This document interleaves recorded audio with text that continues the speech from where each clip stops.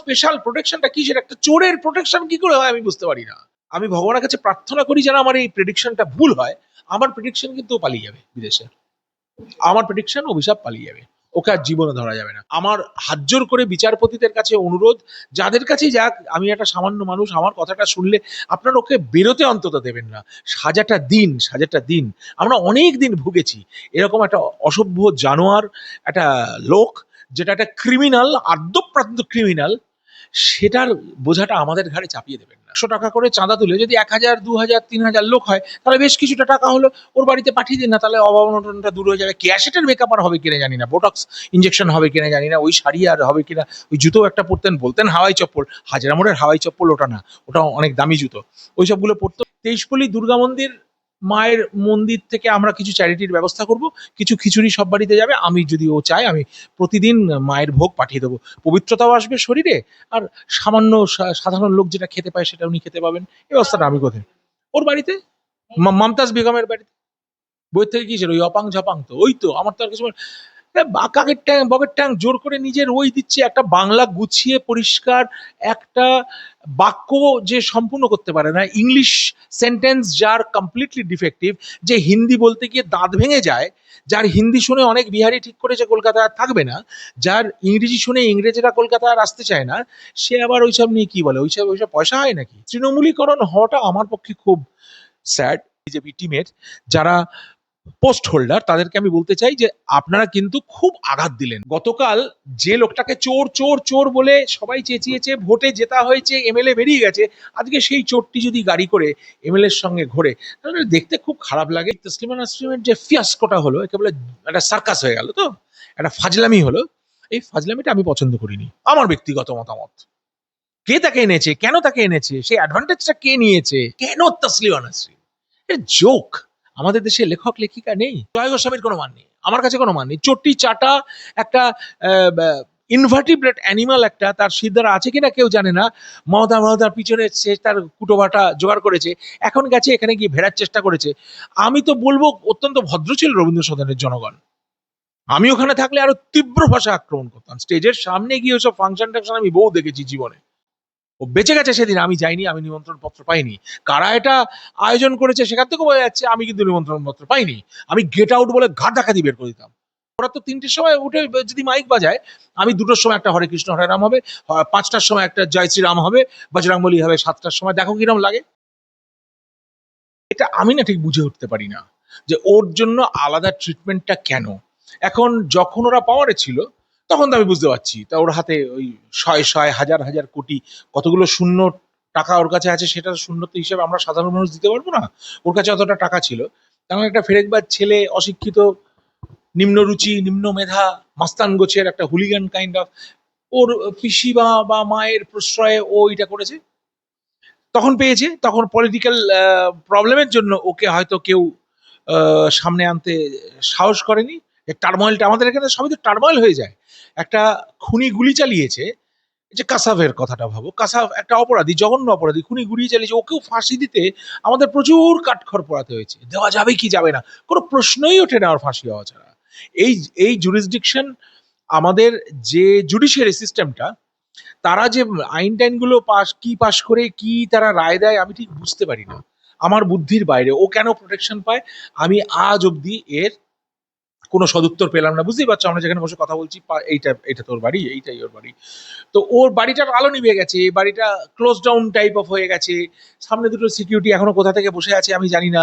ওর বাচ্চারা গাড়িতে লুকিয়ে ঢোকে, সেটাও আমি দেখেছি। তো কিন্তু কিন্তু কোর্ট অব্দি গিয়ে পৌঁছে কি করে অ্যাপিলটা করছে সেটা আমি বুঝতে পারছি না। ওকে তো ডেফিনেটলি জেল যাত্রা হওয়া উচিত ওর, অভিষেকের ডেফিনেটলি, অভিশাপ বলি আমি, সরি আমি ভুল নাম বললাম, অভিশাপের জেল যাত্রা হওয়া উচিত, হ্যান্ডকাফড হওয়া উচিত। হচ্ছে না কেন আমি জানি না, আর কি করে বারবার অ্যাপিল করতে পারছে, সেটা হি হ্যাজ মানি, পয়সা আছে তো এখনো খেলে যাচ্ছে। ওটা আমাদের সাধারণ জনতা যদি ওই অপরাধ করতেই পারতো না, প্রথম কথা, অবশ্য করলে তাদের ওই অতগুলো শূন্যওয়ালা পয়সা হতো। ও ওই পয়সা, ফাইন্যান্সিয়াল স্ট্রেংথটা স্টিল ওর রয়েছে পকেটে, কোথাও গুপ্ত পয়সাটা রয়েছে, যার জন্য ওই ড্রামাটা ক্রিয়েট করতে পারছে। আর বাইরে যেতে চাই, ওয়েল, ওকে তো দেখে মনে হয় না ওর কোনো অসুখ আছে। বাইরে যেতে চাইছে পরিষ্কার একটা কারণে। এটা বাচ্চা ছেলে, তুমি যদি এটা মুখে ভাত না, সব একটা উপনয়ন হয়েছে, বাচ্চাটা পৈতে হয়েছে, ছেলেকে জিজ্ঞেস করো, ওইটুকু বুদ্ধি যার আছে সেও বলে দেবো পালাতে চাইছে। ওর প্রচুর টাকা আছে, সাইফন করে দিয়েছে। কোন ব্যাংক, সুইস ব্যাংক টুইস ব্যাংকে ওসব ব্ল্যাক অ্যাকাউন্ট তো আমাদের থাকে না, আমরা জানি না, কিন্তু বাইরে টাকা রাখার ব্যবস্থা যথেষ্ট আছে। যে কোনো তোমার ডয়েশ ব্যাংকে জার্মানিতে তুমি উইদাউট এনি কোয়েশ্চেন টাকা রাখতে পারো, কারণ তারা একটা বোঝে তুমি ইনভেস্ট করছো, তুমি তোমার টাকা রেখেছো, তোমার প্রশ্নও করবে না এটা কোথা থেকে আসলো টাকাটা। হাওয়ালা, যার জন্য হাওয়ালা নামটা আমরা শুনেছি, কিন্তু হাওয়ালা চলছে আজও। হাওয়ালা বলে তো টাকাটার গায়ে তো হাওয়ালা লেখা নেই, ও টাকা দিয়ে দিচ্ছে, £100,000, $100,000 ও রেখে দিয়েছে, সাইফন করে দিয়েছে। ওর পক্ষে পালিয়ে যাওয়াটাই সুবিধে। পালিয়ে গেলে কিন্তু আমরা ওকে আর ফেরত পাবো না, পালিয়ে যাবে বিজয় মালিয়ার মতো। সাধারণ মানুষ, আমি যাদের ভক্স পপ করি, তারাও কিন্তু একটাই কথাই বলে যে অভিষেক কবে যাবে, কে এই রক্ষা কবচটা দিচ্ছে, কোন বিষয়টা স্যার অন্তরায় হয়ে দাঁড়ায়? এই রক্ষা কবচ ব্যাপারটাই তো আগে আমি শুনিনি ছোটবেলায়, গল্পে থাকতো কর্ণের রক্ষা কবচ, বুঝেছো, দুর্যোধনের রক্ষা কবচ। একটা মা দৃষ্টি দিল, দুর্যোধনের বডিটা লোহার হয়ে গেল, তার কি গদা দিয়ে তুমি তাকে ভাঙতে পারবে না, এক্সেপ্ট একটা সার্টেন পার্ট। আর কর্ণর ওই একই রক্ষা কবচ, প্রচন্ড সাধনা করে। আমি যেমন একটা রক্ষা কবচ পেয়েছি, রক্ষা কবচ আমি বলবো, আমি যে ইংল্যান্ডে গেছি, আমার একটা পেনশন হয়েছে, এটা আমার রক্ষা কবচ, অফকোর্স এটা আমার রক্ষা কবচ। আমি এটাকে আর্ন করেছি, করে দীর্ঘ 25 বছর মাথার ঘাম পায়ে ফেলে, নাইট শিফট করে, মর্নিং শিফট করে, এমার্জেন্সি করে, ভেন্টিলেটর ঠেলে পেশেন্ট বাঁচিয়ে আমি ওটা আর্ন করেছি, তো ওটা আমার রক্ষা কবচ। এইগুলো রক্ষা কবচ আমরা জানতাম। ইল্লিগাল কাজ করেছে, প্রসিকিউশনের এগেনস্টে রক্ষা কবচ, এইটা এই দেশেই শুনলাম, বাইরে এটা হয় বলে আমি শুনিনি। কে মরবে তো রাস্তা দিয়ে হাঁটলে, পুলিশ এখনো তাকে ঘিরে রাখছে, কিসের প্রোটেকশন? ওর স্পেশাল প্রোটেকশনটা কিসের? একটা চোরের প্রোটেকশন কি করে হয় আমি বুঝতে পারি না। ঘিরে নিয়ে যাচ্ছে ডিম থেরাপির ভয়, ডিমও মারছে না এখন লোকে। আর আমাদের বলেছে ডিম মারা যাবে না, ডিম থেরাপি বন্ধ হয়ে গেছে। আরে ডিম তো মারবে অন্তত। ও ওর যে সবাই লোককে, আমার কি হয়েছে, আমরা কেউ স্ট্রং অ্যাকশন নিতে পারি না। যেন আমার এই প্রেডিকশনটা ভুল হয়, আমার প্রেডিকশন কিন্তু ও পালিয়ে যাবে বিদেশে। আমার প্রেডিকশন অভিশাপ পালিয়ে যাবে, ওকে আর জীবনে ধরা যাবে না, এবং পালিয়ে গেলে আর ফেরত আনা যাবে না। কারণ চুরির পয়সা হলেও ইংল্যান্ড বা দুবাই বা থাইল্যান্ড বা ফিলিপিন্স, তারা চুরির পয়সা ফয়সা দেখবে না। তারা কি করবে? তারা পয়সাটা নেবে, তোমায় থাকতে দিয়ে দেবে, তারা সিটিজেনশিপ দিয়ে দেবে। সিটিজেনশিপ হয়ে গেলে ওইটা হচ্ছে আসল রক্ষা কবচ। ওই রক্ষা কবচটার জন্য ও লড়ছে। এখানে কোন হতাশাজনক মানুষ, কোন রাষ্ট্রবাদী মানুষ যাকে রক্ষা কবচ দিচ্ছে, কোন জাজ দিচ্ছে, কি করে দিচ্ছে না, কিন্তু এখন অব্দি তো বারণ করেছে, বাইরে যাওয়াটা বারণ করেছে। বলছে বিচারপতি, কিন্তু বলছেন যে দেশে উন্নত চক্ষু চিকিৎসা সম্ভব, তাহলে বিদেশি চিকিৎসার জন্য এত জোরাজুরির কারণ কি? ওইটা ওইটা আমার যুক্তি নয়, ওইটা আমার যুক্তি নয়। আমার যুক্তি হচ্ছে তোমার এগেনস্টে এখন চুরির ইলজাম, ডাকাতির ইলজাম, তুমি ডাকাতের ট্রিটমেন্ট পাবে। আমরা কি ডাকাতদের জেলে চিকিৎসা ছাড়া মেরে ফেলে দিই না? ডাকাতটাকে পুলিশ এসকর্ট দিয়ে হসপিটালে, পুলিশ হসপিটালে ট্রিটমেন্ট করা হয়, বা যেখানেও ট্রিটমেন্ট করা হয়। জেলের কয়েদিরা যা ট্রিটমেন্ট পাবে তুমিও তাই পাবে। জেলের বাইরে যতদিন আছো সাধারণ মানুষ যা পায় তাই পাবে। ওয়ার্নিং থাকলে, যখন থানায় বলা আছে এড়িয়ে গেলেও 10 বছরের আমেরিকার ভিসা আছে, আমি জানি অভিশাপের বোধহয় 10 বছরের আমেরিকান ভিসা আছে, একবার পালিয়ে গেলে আর ধর। America is a huge country, মানে ওখানে নিডল ইন এ হেস্ট্যাক বলে না, খড়ের গাদায় একটা ছুঁচ খোঁজা, জীবনেও ওকে আর খুঁজে পাবে না, ও বেরিয়ে চলে যাবে পয়সা নিয়ে। কাজে বিচারপতিদের কাছে অনুরোধ, যাদের কাছেই যাক, আমি একটা সামান্য মানুষ, আমার কথাটা শুনলে আপনার ওকে বেরোতে অন্তত দেবেন না, সাজাটা দিন, সাজাটা দিন।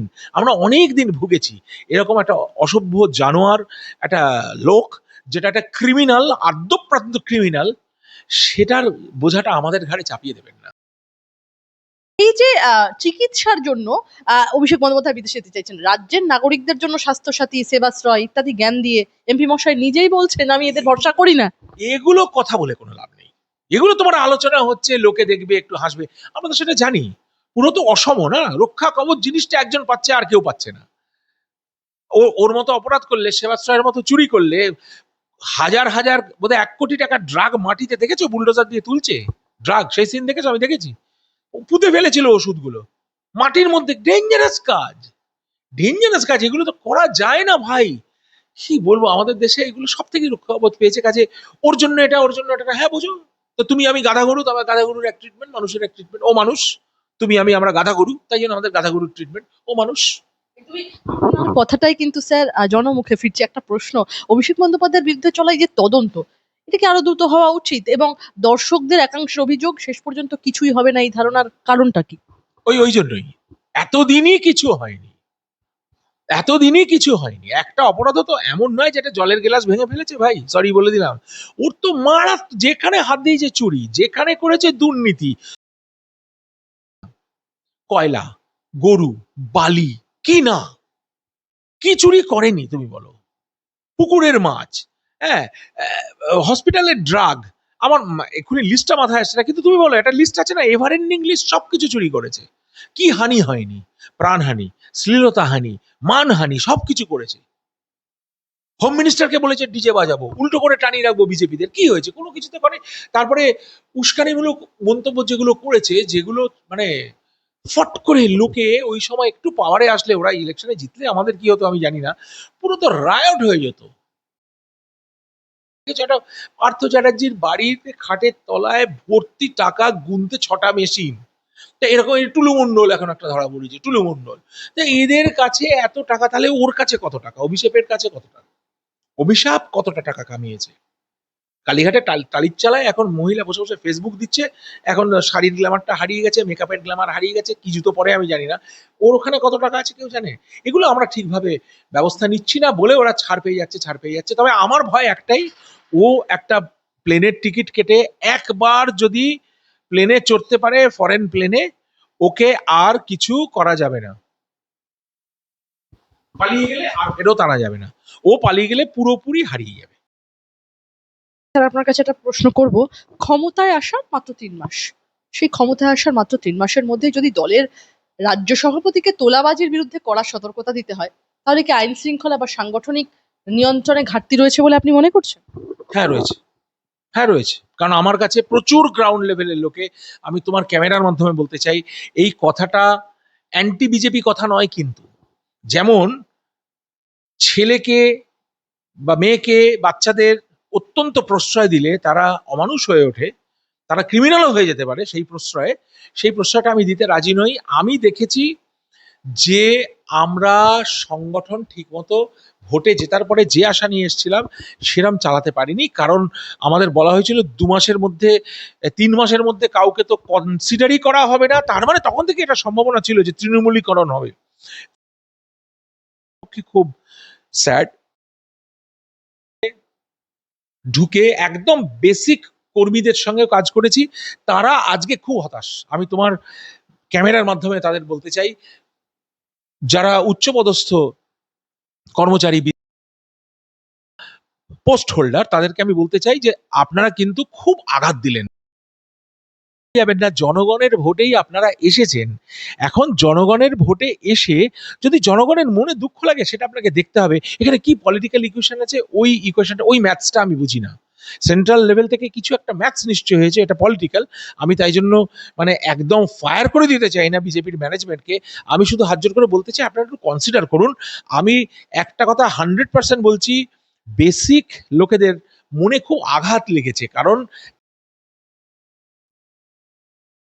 চোর চোর চোর বলে সবাই চেঁচিয়েছে, ভোটে জেতা হয়েছে, এমএলএ বেরিয়ে গেছে, আজকে সেই চোরটি যদি গাড়ি করে এমএলএর সঙ্গে ঘোরে, তাহলে দেখতে খুব খারাপ লাগে। আমি ব্যক্তিগতভাবে একটু আশাহত। কিন্তু ওরা তো সব পলিটিক্সের খেলা খেলছেন, ওরা তো রাজনৈতিক লোক। রাজনৈতিক লোকদের একটা বুদ্ধি অন্যরকম থাকে। I hope it is for the betterment of our country, but for the timing আমি খুব আশাহত। এবং আমি যতদূর লোককে চিনি, বিজেপির প্রত্যেকটা কর্মী 30 বছর বিজেপির হয়ে লড়ছে। আমি তাকে দাদা বলি, কাছেই রাসবিহারী এখানে কাজ করে, ক্রস কভার করেছে, শুভেন্দু বাবুকেও হেল্প করেছে, স্বপন দাশগুপ্ত মহাশয়কেও হেল্প করেছে। ওই লোকটি আজকে বলছে যে আমরা সব মৃত বিজেপি, এরা সব জীবিত বিজেপি বলে ওই ছবিটা দিয়েছে। যে সেখানে সুসি পাজা ফাজি ইত্যাদি সব নুইসেন্সরা গিয়ে সেখানে সব একসঙ্গে ভিড় করেছে। ওই ছবিটা দিয়ে বলছে এরা সব জীবিত বিজেপি, আমরা মৃত বিজেপি। লুকিয়ে রেখেছে। কবির মতো লাগছে কথাটা শুনতে। কোনো কবি দুঃখের সঙ্গে এটা লিখতে পারতো। তো আজকে সেই দাদাটা আজকে এটা লিখেছে এবং দেখলাম পাবলিশ করেছে, আমাকেও পাঠিয়েছে। আমিও এটা ফিল করি। পাওয়ায় অভিযোগ বিভিন্ন জায়গা থেকে উঠছে, রাস্তাঘাটে কান পাতলেই কিন্তু সেই এক অভিযোগ, এই সমস্যা কি ভবিষ্যতে সরকারের জন্য রাজনৈতিকভাবে একটা ব্যাকফায়ার হতে পারে, মানে সরকারের জন্য একটা ব্যাকফায়ার করতে পারে? ব্যাকফায়ার অলরেডি করে গেছে কিনা তাই বা কে জানে, অলরেডি করে গেছে কিনা সেটাই বা কে জানে। কিন্তু আমি তবুও ভরসা রাখি যে বিজেপির ম্যানেজমেন্টটা স্ট্রং, তারা বুদ্ধি নিয়ে কাজ করেন। অন্নপূর্ণা ভান্ডার নিয়ে একটা প্রবলেম দেখা দিয়েছে, টেকনিক্যাল গ্লিচ টিচ হয়েছে, কেন কি চোর তো, চোরেরা এসে আবার সেই জল মিশিয়ে দিয়েছে। যাদের হয়তো হাতে বা বাড়িতে 4টে চাকরি রয়েছে, সেই মহিলা অন্নপূর্ণা ভান্ডার নিয়ে বেরিয়ে গেছে। এইগুলো প্রিভেন্ট করতে গিয়ে এখন আবার স্ক্রিনিং করতে হবে, তবে এটা সামলে নিতে পারবে মনে হয়। তবে আমার ধারণা, প্রমিস যখন করা হয়েছে যাদের দেবার তাদের দেওয়া উচিত, দেওয়া হবেও।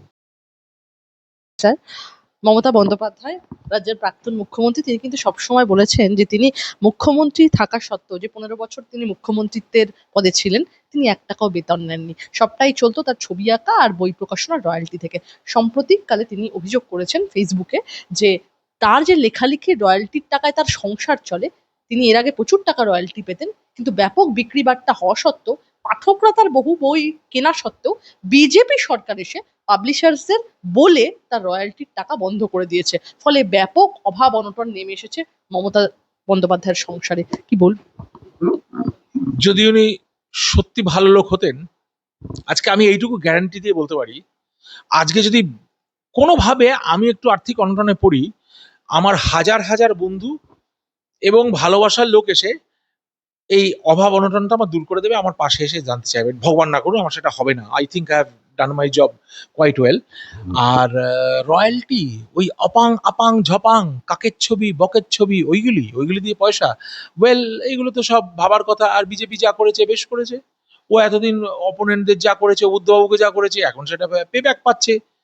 ধোপা কাপড় নাপিত তো বন্ধ, ওতে নাপিত লাগবে না, যাই হোক, ধোপা কাপড় বন্ধ করে দেওয়া উচিত। তো ও তো রাস্তায় তরকারি কিনতে যাওয়াটাও বন্ধ করে দেওয়া উচিত। তো ওই তো আমার তো আর কিছু কাকের ট্যাং বকের ট্যাং জোর করে নিজের ওই দিচ্ছে। একটা বাংলা গুছিয়ে পরিষ্কার একটা বাক্য যে সম্পূর্ণ করতে পারে না, ইংলিশ সেন্টেন্স যার কমপ্লিটলি ডিফেক্টিভ, যে হিন্দি বলতে গিয়ে দাঁত ভেঙে যায়, যার হিন্দি শুনে অনেক বিহারি ঠিক করেছে কলকাতায় আর থাকবে না, যার ইংরেজি শুনে ইংরেজরা কলকাতায় আর আসতে চায় না, সে আবার ওইসব নিয়ে কি বলে? ওইসব ওইসব পয়সা হয় নাকি? চিনি না। দুর্দান্ত দুর্দান্ত বই লিখে তাদের কটা টাকা রয়্যালটি পায়, কটা টাকা রয়্যালটি পায়? মান্না কাকু নিজে পাননি, মান্নাদের মতো লোক বেশি রয়্যালটি পাননি। আজও এইচএমভি তার গান বিক্রি করে, লতা মঙ্গেশকরের গান বিক্রি করে এইচএমভি আজও তার ওই চালাচ্ছে, ওরাই পাননি। ও পেয়েছে, ও কি দিয়েছে? একটা একটা মান্নাদের মতো গান দিতে পেরেছে নাকি? তাই দেখো, এগুলো ওর হচ্ছে সব মেগালোম্যানিয়া। তখন চামচারা সব আসতো, ওর চারিপাশে চামচা পরিবৃত, সেই সব চাকর বাকরের দল ওকে দিদি দিদি দিদি দিদি করে মাথায় চড়িয়েছে। আজকে সব মেকআপটাও খসে পড়েছে। ক্যাশেটের মেকআপের পয়সাটা কে দিত? ক্যাশেট তো পালিয়ে গেছে, তাই না? মেকআপ দিয়ে বোটক্স মেরে চকচকে করে মুখটা রাখা, হ্যাঁ, আর 10,000 20,000 টাকার ওই বাংলা তাঁতের শাড়ি। এখন এখন দেখো ভাই, একটু গামছা পরে কিরম লাগে। আইফোন আইফোন প্রো ম্যাক্স, হ্যাঁ, আমি কষ্ট করে রোজগার করে আইফোন প্রো ম্যাক্সে আপগ্রেড রাখি নিজেকে। ও কিসের রোজগার করেছে? ওইটা রোজগার, বেতন নেয়নি। বা কি দয়া! হ্যাঁ, সত্যি যদি এরম দয়া করে থাকে, তাহলে ওনার যে কথা, যারা ওর কথা বিশ্বাস করছে, তারা এক কাজ করুন, 100 টাকা করে চাঁদা তুলে 1,000 লোক ওর বাড়িতে প্রতি মাসে পাঠিয়ে দিন। রিপিট করছি, 1,000 2,000 3,000 লোক হয়, তাহলে বেশ কিছুটা টাকা হলো, ওর বাড়িতে পাঠিয়ে দিন না, তাহলে অভাব অনটনটা দূর হয়ে যাবে। ক্যাশেটের মেকআপ আর হবে কিনা জানি না, বোটক্স ইঞ্জেকশন হবে কিনা জানি না, ওই শাড়ি আর হবে কিনা। ওই জুতো একটা পরতেন, বলতেন হাওয়াই চপ্পল, হাজরা মোড়ের হাওয়াই চপ্পল ওটা না, ওটা অনেক দামি জুতো, ওই সবগুলো পরতো। ও নাকি তুলে? হ্যাঁ হ্যাঁ হ্যাঁ, ওই তো ওটা ওটা ওটা কখনোই হাজরা মোড়ের চপ্পল না, ওটা 200 টাকার চপ্পল না, যেটা কাজের লোকেরা পরে আসে, ওই চপ্পল না। উনি দেখাতেন ইমেজটা, ওটা দেখো, এরা পুরোপুরিটা ভাঁওতাবাজি চিটিংবাজির উপর 15 বছর চালিয়ে গেছে। Enough is enough. টালির চালায় যদি কোথাও টাকা লুকোনো থাকে, ওইটা বের করুন, আর নাহলে অ্যাপিল করুন। ফেসবুকে তো বলছেন, এখনো যদি কিছু ভক্ত থাকে, ওই তো বললাম 100 টাকা করে চাঁদা তুললে অনেক টাকা হয়ে যাবে। চালটা ডালটা, হ্যাঁ, চাই কি একটা পোনা মাছও হয়ে যেতে পারে। হ্যাঁ, কোনো আর গরুর মাংস যদি তো, ও তো সেকুলার, ওরা গরুর মাংস চিপলি পাওয়া যায়, খিদিরপুর থেকে চলে আসবে, দেখুন না, চান না লোকের কাছে, দেখুন দেয় কিনা। আর যদি সবকিছু না হয়, মায়ের মন্দির থেকে আমরা কিছু চ্যারিটির ব্যবস্থা করব, কিছু খিচুড়ি সব বাড়িতে যাবে। আমি যদি ও চায়, আমি প্রতিদিন মায়ের ভোগ পাঠিয়ে দেবো, পবিত্রতাও আসবে শরীরে, আর সামান্য সাধারণ লোক যেটা খেতে পায় সেটা উনি খেতে পাবেন। এই ব্যবস্থাটা আমি কোথায়? ওর বাড়িতে, মমতাজ বেগমের বাড়িতে। মাদ্রাসা বন্ধের পক্ষে সওয়াল করছেন, এমনকি অনেক সময় মাদ্রাসায় জিহাদি তৈরি হয় বলেও বিস্ফোরক অভিযোগ করেছেন লেখিকা তসলিমা নাসরিন। সেই মন্তব্যেরই পাল্টা জবাব দিলেন সিদ্দিকুল্লাহ চৌধুরী। তসলিমা নাসরিনকে লক্ষ্য করে তীব্র কটাক্ষ সিদ্দিকুল্লাহ চৌধুরী। তিনি বলছেন, ও না হিন্দু না মুসলমান, ও পচা ড্রেনের দুর্গন্ধ। সিদ্দিকুল্লাহ চৌধুরী গ্রন্থাগার মন্ত্রী, তার এই ধরনের মন্তব্য। ছিল, এখন তো নেই। এখন আছে নাকি ও গ্রন্থাগার মন্ত্রী? প্রাক্তন, হ্যাঁ গেছে তো, আসন গেছে, ও ছিল। এটা বলবো, এই কোটা হলো একেবারে একটা সার্কাস হয়ে গেল, তো একটা ফাজলামি হলো। এই ফাজলামিটা আমি পছন্দ করিনি, আমার ব্যক্তিগত মতামত। কে তাকে এনেছে, কেন তাকে এনেছে, সেই অ্যাডভান্টেজটা কে নিয়েছে, তার পিছনে কে ঢুকে গেছে, ককরোচ ঢুকেছে না, স্করপিয়ন ঢুকেছে না, সাপ ঢুকেছে না, জোঁক ঢুকেছে না, লিচ ঢুকেছে, ভগবান জানে। এইটা আমি পছন্দ করিনি। কি দরকার ছিল কন্ট্রোভার্সিটা? আমরা স্বাস্থ্য ঠিক করতে পারছি না, ঠিক নেই। আমরা শিক্ষা ঠিক করতে পারছি না। আমরা রেল টেল সবকিছুই বেহাল হয়ে পড়ে রয়েছে। পুলিশ বেহাল হয়ে গেছিল, পুলিশ অনেকটা হয়তো ফিরে এসছে। দমকল বেহাল, আমাদের বৃষ্টিতে আজকে গলা অবধি জল, বন্যায় চারিদিক ভেসে যাচ্ছে। এর মধ্যে কেন তসলিমা নাসরিন? এর জোক। আমাদের দেশে লেখক লেখিকা নেই? 100টা লিস্ট দিয়ে দেবো, এখানে রয়েছে, তাদের নিয়ে করো, তাদেরটা হচ্ছে ওই যে একটা মানে বাংলাদেশ। এটাও তাহলে অ্যাপিজমেন্ট পলিটিক্স হলো। somebody did it with a known intention. কি দরকার জয় গোস্বামীর ওখানে গিয়ে? একজন জিজ্ঞাসা করেছে আমায়, আমি তোমাকে ইচ্ছে করে তোমার মিডিয়ার জন্য বলছি, একজন জিজ্ঞেস করছে এই যে অপমানটা হলো, এটা কি ঠিক হলো? আমার মুখ দিয়ে ফট করে বেরিয়ে গেল, আমি তৈরি ছিলাম না। আমি বললাম, ওর কি কোনো মান ছিল? যার মান আছে তার তো অপমান হয়। আমার যদি মান থাকে আমার অপমান হবে, আমার যদি মানই না থাকে আমার কিসের অপমান? না, কোনো কোনো মান নেই। চটি চাটা একটা ইনভার্টিব্রেট অ্যানিমাল, একটা, তার সিদ্ধারা আছে কিনা কেউ জানে না। মমতার পিছনে সে তার কুটোবাটা জোগাড় করেছে, এখন গেছে এখানে গিয়ে ভেড়ার চেষ্টা করেছে। আমি তো বলবো অত্যন্ত ভদ্র ছিল রবীন্দ্র সদনের জনগণ। আমি ওখানে থাকলে আরো তীব্র ভাষা আক্রমণ করতাম। স্টেজের সামনে গিয়ে ওসব ফাংশন টাংশন আমি বহু দেখেছি জীবনে। যাইনি, আমি নিমন্ত্রণ পত্র পাইনি। কারা এটা আয়োজন করেছে সেখান থেকে বোঝা যাচ্ছে আমি কিন্তু নিমন্ত্রণ পত্র পাইনি। আমি গেট আউট বলে ঘাট ডাকাতি বের করে দিতাম। এসব ডাকা টাকার কোনো অধিকার নেই। আপনি এসছেন, কি ফুলের তোড়া নেবেন, গলায় গামছা নেবেন, ওই গামছা তো এখন একটা স্টাইল হয়েছে, যেখানে যাচ্ছে গলায় টাকার ওই গামছা। আমি জানি না এদের বাড়িতে কতগুলো গামছা রয়েছে। তাদের আমি হাত জোর করে প্রণাম জানাই, ভালো করেছেন, ঠিক করেছেন। অ্যাটলিস্ট কিছু লোক আমি তৈরি করে দিয়ে গেছি কেলগ থেকে। আমাকে বহু লোক রাস্তায় বলে, আপনি কেলগে কি কাণ্ডটা করেছিলেন, আমি আজকে তার জন্য গর্বিত বোধ করছি। না হিন্দু না মুসলিম, ও পচা ড্রেনের দুর্গন্ধ, কি বলবেন? যে মন্তব্য করেছে সে কি? সে কি? সে মুসলিম বলতে পারো, সে কট্টর মুসলিম। পচা ডিনের দুর্গন্ধ কিনা, জেলে আছে না বাইরে আছে? এখন বাইরে আছে, না লাকি। তো তো জেলে যাওয়ারও কথা ছিল, তাই তো? ও তো জেলে যাওয়ার কথা ছিল, লাকি, তাই না? বাইরে আছে, বলেছে বলেছে, ওর মতামত ওরটা, তাই না? আমি বাঁদরকে দেখে শিম্পাঞ্জি বলতে পারি, শিম্পাঞ্জিটা দেখে আমার বাঁদর মনে হতে পারে। ওর কি মনে হচ্ছে এটা তো ব্যক্তিগত মতামত, উনি কাকে কি বলেছেন সেটা ওর ব্যাপার। তার ক্রেডিবিলিটিটা, মার্কেটে ক্রেডিবিলিটিটাও দেখতে হবে। এইসব লোক হচ্ছে আমাদের জন্য অত্যন্ত বিপজ্জনক। সোশ্যাল তো বটে। অফকোর্স অফকোর্স, মাদ্রাসা এখানে কি কি শেখায়? কটা ছেলে মেয়ে প্রাইজ পেয়েছে ওখানে? কি কোরআন ছাড়া কি শেখানো হয় সেখানে? কি শেখানো হয় সেখানে? ফান্ডিংটা কোত্থেকে আসে? সেখানে তলোয়ার খেলা কেন হয়? সেখানে বোম মারতে শেখানো হয় নাকি? সেখানে কি বন্দুক চালাতে শেখানো হয় নাকি? তাদের প্রাণ দিয়ে সুইসাইড বোমার তৈরি করা হয়? মাদ্রাসা তো এমনি ব্যান করে দেওয়া হচ্ছে। আমাদের দেশে মাদ্রাসা কিসের? হয়ে গেছে তো বহুদিন আগে। তো ও, আমরা গত শতাব্দীতে তো আমাদের দেশ ভাগ হয়ে পাকিস্তান আর ইন্ডিয়া, আনফরচুনেটলি হিন্দুস্তান হয়ে গেলেই মিটে যেত। আবার এখানে কেন? যাও না পাকিস্তানে গিয়ে মাদ্রাসা করো। আমাদের এখানে মাদ্রাসা কেন আমাদের এখানে হবে না?